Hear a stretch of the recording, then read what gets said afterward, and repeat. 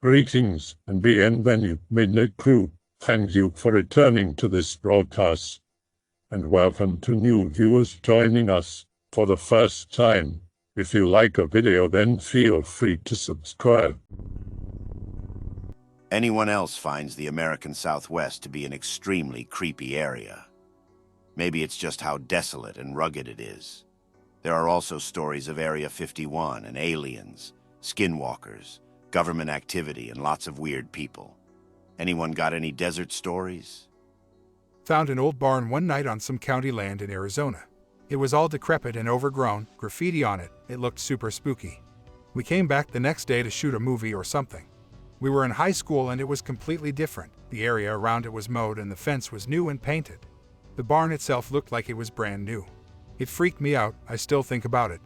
Not desert related, but it happened in the Southwest. The desert does give me ancient bad vibes.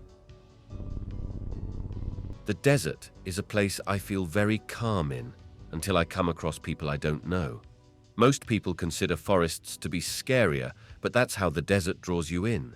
If you get lost out there in the heat, buzzards will fly over your head and curse you, and flies will eat the skin off your live body. It's a slow, mocking death in the desert. Desert traveler here. I drive through parts of the desert semi-regularly for work functions. There is certainly some weird stuff going on out there. Through one area I drive through, there are signs for a school bus stop and to slow down for the next mile or so. When you get to that location, there's literally nothing.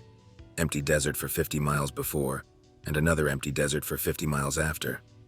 I've tried to look up to see if a city or town was ever there, and to the best of my knowledge, there never was. If I have to leave very early in the morning when it's still dark, you'll see lights in the distance, with no real idea that there's a building or anything attached to them. Who needs that light? Who is paying for it? The thing that creeped me out the most was a sign in the literal middle of nowhere that read, "Take the next left," with an arrow pointing out into the desert. There was nothing out there, with barely a dirt road, not even completely flattened from travel. It looked like it had been used, but to what end?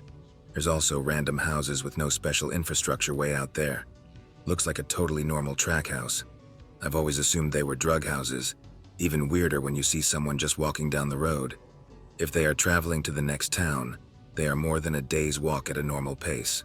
I always wonder how they got to that point in life. I found this homemade graveyard miles away from any paved road within the same area. I find stuff like that all the time. I live by the Superstition Mountains east of Phoenix. The Apaches had believed the mountains to contain the portal to hell. There may be something to it because people die and disappear in those mountains every year. The canyons within its ancient walls alone are enough to make you lose your way. Ravines everywhere. But even spookier, there have been several rabies outbreaks from within the mountains. Thousands of caves and old mines and an old myth about the lost Dutchman's treasure. People die every year looking for it too. There's bodies in them hills. Plenty of reports of UFO activity too, but I haven't seen any unfortunately. Mostly military helicopters and rescue helicopters. I have seen the ghost horse though. Please elaborate. Never heard of this one. Sounds cool. Wish I could talk it up more, but it's pretty basic. It's not uncommon in the first place to see wild horses around the Superstition wilderness. They have a healthy community. If you see one, there's likely more nearby and they're not that skittish. But I've also seen on hikes what I call the ghost horse. First time I saw it, I was driving down the 88 and it crossed the road ahead of me heading south toward the mountain. There was a pull-off over by where it crossed, so I pulled over hoping to get a picture of a wild horse. But it was just a sheer wall. The other side was sheer cliff. Even with a healthy dose of skepticism, it's not easy to imagine a horse of any kind scaling a cliff, crossing the road, and scaling another cliff. Especially in the course of a minute and leaving no signs behind. Since then I've had 2 or 3 similar occurrences of seeing a lone black horse out on its own and coming and going from places that just don't make any sort of sense. Weirdest one was when I walked into the desert at night to have a smoke and heard the familiar sound of a horse coming down the trail. Lots of people ride around here. I'm looking all over for it. The moon is full, so the desert is illuminated, and I see nothing. Trotting sound comes closer until it sounds like it's right in front of me. So close I actually jump because it sounds like there's a big-ass animal next to me and I can't find it. As soon as I shift, I hear the loud neigh that you hear in movies and then fast trotting into the distance complete with the sound of something big moving away into the brush. Scared the crap out of me.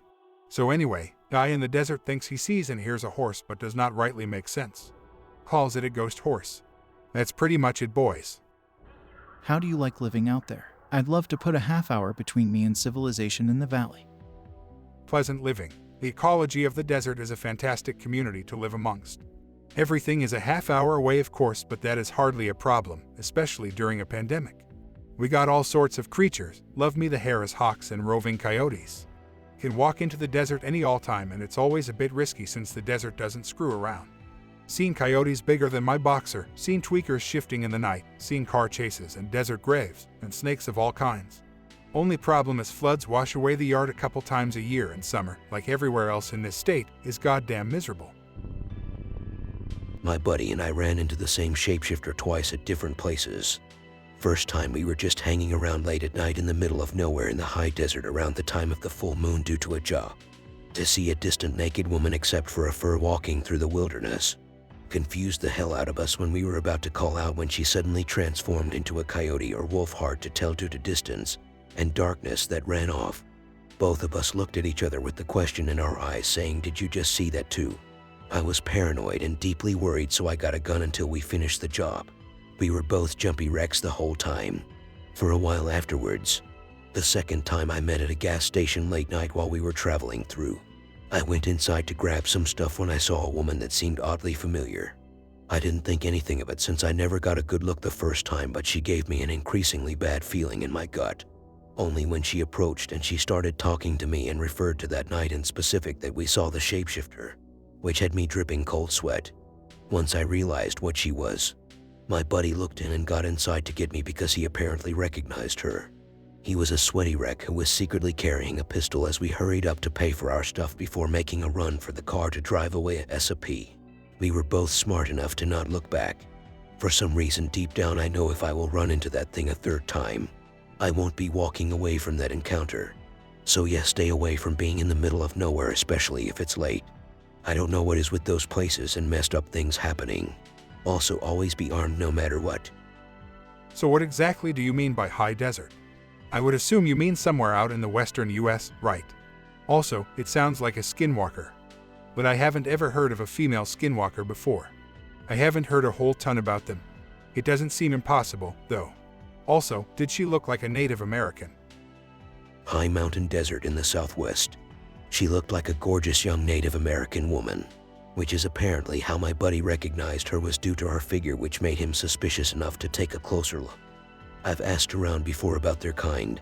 Apparently, nobody survives a third encounter with them, and it's theorized they are some kind of witch who made a dark pact to become what they are for the sake of power and youth. Apparently very evil dark power according to native legends. A shaman I talked to freaked out when I explained what happened and warned me under no circumstance am I to have a third encounter with it, as apparently nobody ever survives running into one a third time. It's assumed if you run into one twice and you vanish, they know that she got you the third time. It is rare to survive the encounter twice, and encountering one once is more common than you would think. So it's not a skinwalker per se, but some other entity. I cannot remember the name, but they're native women-like creatures who use skins to help shapeshift themselves. Been a long time since I last researched it. One of many reasons I avoid going to the middle of nowhere or in the wilderness when it's late. One of the few things I brought up because I wasn't the only witness. Back in the fall of 2020 during the plague, I was driving and I had a girl I was dating with me. I was picking her up from her house. It was nighttime. This was in northern New Mexico, so there's like a hotbed of creatures and other strange stuff there as well. So we're driving down the road, and you know how sometimes a deer will jump out in front of your car. I saw what I thought was deer or something coming from the side of the road. I would never ever think this would happen, but it jumped in front of the car and I hit the brakes. And it's nighttime, so I have the headlights on. So we both leaned forward to look at it because at first I said, "Oh, that's a deer." Then I thought it was a dog. It gets within 5 feet of the headlights and I'm almost stopped. The thing was black and transparent. The headlights went through it, and it looked like the size of a large dog or a small bear, and the back end of it was higher than the front. The lights went through it, so it was kind of in this realm and kind of not. You could see the road and you could tell where the car was, like it knew we were there. I think it purposely jumped in front of the headlights, but I don't know.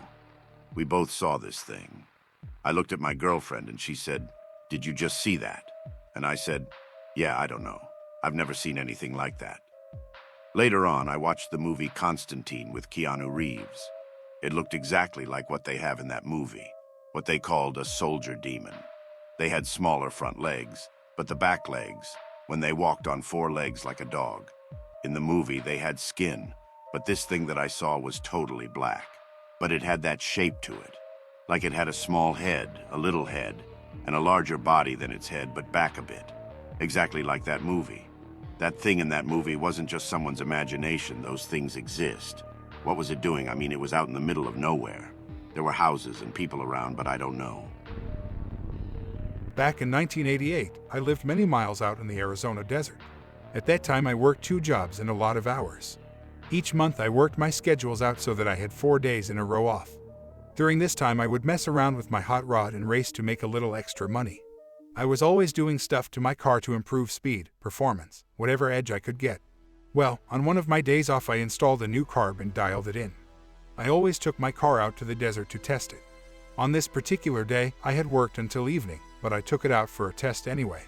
So I was having fun testing her out and it got dark on me. Instead of trying to get back home, I decided to just stay and sleep in my car. I was just driving around finding a place to park and sleep. I came across this old Adobe, an old brick house, and decided I'd check it out and sleep. It was kind of small and an old ruin. I found an old fireplace inside and it looked more comfortable than sleeping in my car. I grabbed a flashlight, turned on my headlights, and gathered a little brush and some small bit of wood. I grabbed a blanket from my car and an old cushion I had for a pillow. So I built a little fire and settled in. In the morning I awoke early, gathered my stuff, and headed back to an old 1950s trailer where I lived. A friend stopped by to visit later in the day. He had lived in that area all his life and was very familiar with the desert there. So, he asks, where was I last night, since he had stopped by with some whiskey but you weren't home. So I told him the story of where I was. When I got to the part about the Adobe, he listened. Then he asked about the Adobe. I told him where it was and he said that there is no Adobe out there. I said, yeah, I slept there. He still said no Adobe. So I said, jump in the car, I'll show you. So we drove around and I found the spot, but there was no Adobe. My tire tracks were there. I could still see where I built the fire. Everything is there but no Adobe. He's quiet as I'm confused, looking around. I said to him that it was here last night. He says that he's been here all his life and knows this desert. There has been no Adobe here. He says that I went somewhere maybe in the past, but there isn't no Adobe here. He's never seen one here ever in his life. So I don't know what happened that night. I wasn't drunk or high and I know it was there. So I looked for it for years but never found it again. This happened to me when I was 14 years old. I haven't told anyone about this because we aren't supposed to talk about skinwalkers in my culture. If you talk about this, they gain an attraction towards you and will focus on you according to our beliefs. I am a Navajo man from Arizona and I was raised on the res. I somewhat know what they are and know about them. We take them very seriously. If one is seen, the Navajo police will come out to investigate the area. Anyway, I saw one. My family and I live in Arizona and we occasionally visit family near Farmington, New Mexico. We left early to get there by noon. It is a very long and boring trip there. We get there before noon and we have time to socialize and talk with our extended family. The younger kids and teens start to play and explore around until dusk. The house is too small for everyone to hang out and sleep in. Some of the kids have to sleep in the trailer and truck camper. My cousins and I stayed in the old slightly torn tent. It's nighttime, around 9 p.m., and all of us get ready for bed. It had been a long day and we were tired. We are asleep at this point and for some unknown reason, I wake up. Of course, I'm still tired and rubbing my eyes while yawning, meaning I wasn't aware of my surroundings. Once I finish rubbing my eyes, I look at the entrance of the tent and see a figure illuminated by the backlight porch, standing in front of the tent. At first, I was scared but thought it was my other cousins just messing with us. As I was thinking this, I thought, why would they go through this much trouble of staying up late, to have the off chance of us waking up and seeing them? As this person was still standing outside our tent, looking at us, I turned to one of my older cousins, to wake him up and tell him that someone was standing outside our tent. He tries to brush me off, but I persist and he turns to me and asks what I wanted. I tell him to look at the entrance of the tent and he does. I have never seen someone go from the brink of sleep to sheer panic that fast before or since. He looks at me with a shocked face and tells me to be quiet. He whispers to me that it's a skinwalker and that we need to be quiet. We lay there for the longest time, and from my memory, it was at least an hour or more. We were just about to go back to sleep because it hadn't done anything. Then it started to walk around the tent, at an insanely slow pace that kept us up. Remember when I said this was an old tent? It had some holes in it. One of the holes was the size of a quarter, and I decided to be brave. As it continues to walk around the tent a fourth time, I slowly crawl towards the hole and try to take a look. As I did this, my cousin told me to get back to bed or it'll hurt us. I ignored this warning. I am at the quarter-size hole and looking out to see whatever it was. It came around to the hole and what I saw was bone-chilling. I was looking at its lower half and not its face. What I saw were darkened dirt-covered legs and some kind of makeshift animal pelt. I bolted back and hid under my sleeping bag while my cousin did the same. This thing decided to stop moving and start looking at us again as if it knew that I saw it and was letting me know. It continues to stand still again at the entrance and watch us. I hid under the covers, so scared that I believed that I was in shock. I finally fell asleep from sheer exhaustion. I woke up early, maybe around 5 a.m., and I decided to look outside the tent to see if there was anything there. I see footprints. Bare footprints that send shivers throughout my body. I saw the footprints move around the tent. This hit me hard because I was now realizing it wasn't a dream. As I further investigate the footprints, I noticed that it went off toward the rocky hills nearby where we were staying. I follow the track to the hills, about 100 yards away from the house. As I continue to follow the tracks, something strange and frightening happens. It goes from two footprints walking for a while, to footprints and handprints in the dirt. Found that kind of strange because no person would do that out here. As I followed the tracks further in the hills, the prints started to get smaller and smaller. This is when I started to get scared again. It slowly changed into coyote paw prints. That is when I stopped and turned back home, first walking fast then onto a sprint. When I got to the house, I sat down on the back porch for a while and thought about telling my family. But I didn't think they would believe me. In the end, I didn't tell anyone, even the cousin I woke up with in the middle of the night. It seemed outlandish and sounded like what a kid would tell to get attention. That's my story. My people take witchcraft very seriously and do our best to not talk about them. Even though I broke this code, I refrain from saying anything out loud. I have had a few other incidents, but this is by far the scariest. Desert story.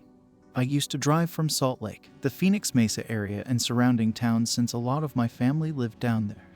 Driving down the old highway between St. George and God knows where. Riding shotgun with Dad driving, everyone else asleep. Look out the driver's side window, see a light moving back and forth really fast. Tell Dad to look. The second he looks, 20 more lights blip into view. Sorta like they came from someplace really far off and braked instantly. A bunch of dancing around. More lights blipping in and out of the sky. At one time there were easily more than 100 bright colored lights dancing around in the sky. All blip away before Dad is able to pull over and get out his disposable film camera. I still talk to him about this. Nobody else in the family believed me, but I've seen UFOs dozens more times since then. I was working on some electrical lines on one of the poles out by the substation on Old Highway 80 near Buckeye, Arizona on June 15, 2017. It was about 4:30 p.m. and I was wrapping up my work and putting my tools away when I noticed a large object fly overhead, casting a shadow as it passed overhead and came down in the field across the street from where I was. The object was cigar-shaped and gunmetal gray and had to be at least 60 feet in length and was almost silent apart from a whoosh sound that could be heard as it approached the ground. I was in a good position to observe it land as I was up in a bucket truck working on the overhead wires at the time that I noticed it. The object came to a stop, and from the position I was in, it looked like the object did not come to rest on the ground itself, but looked like it was floating a couple of feet from the ground. The object was on the ground for about 3 minutes doing nothing when something resembling a hatch opened about 10 feet from what was the nose of the craft.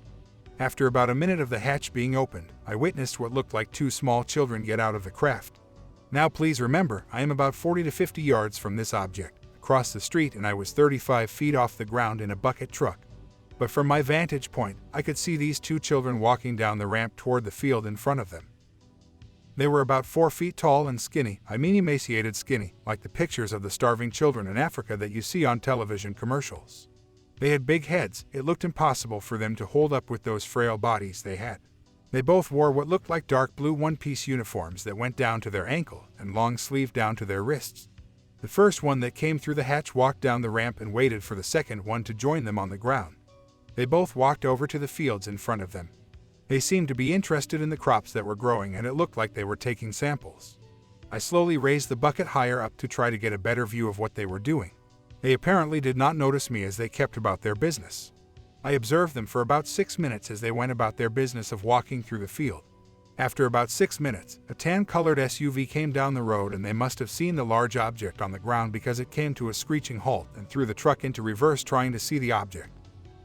The commotion must have alerted the beings as they looked up, and that is when they must have also seen me. They both immediately ran toward the craft at an ungodly speed, faster than anything I have ever seen move, and they went through the hatch, which immediately shut behind them, leaving no trace that there had ever been a hatch right there, just smooth metal. The object then lifted into the air, causing a cloud of dust to rise as it flew up and hovered there for about 10 seconds before flying off to the west faster than any plane I have ever seen fly. I stood there looking in the direction that the object flew off until the gentleman who had been driving the SUV called up to me and asked me if I had seen that thing too. I shouted out that I did as I made my way down to the truck. After getting off the truck, I spoke with the man for about 10 minutes as we were both just in awe of what we saw. I have seen many things out in the desert as I would work, but this is the very first time I have seen a UFO, much less the beings that fly them. I told my wife that evening, and she looked at me like I had lost my mind and said I might have been mistaken and seen a helicopter landing and maybe some soldiers getting out of it. But I know what I saw. There is something oddly alluring about the amber and red scenery, the open wasteland, and the stories that come from it.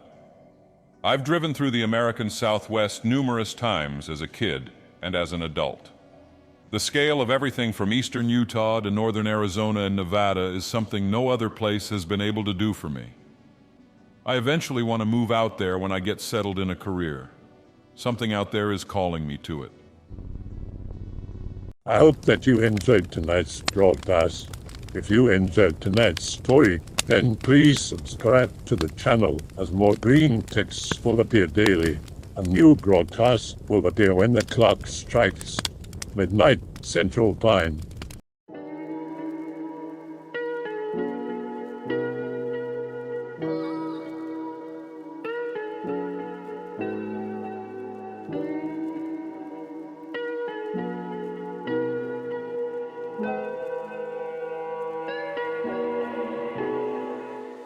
Remember to check out the Odyssey page in the description for a second archive of the channel's videos.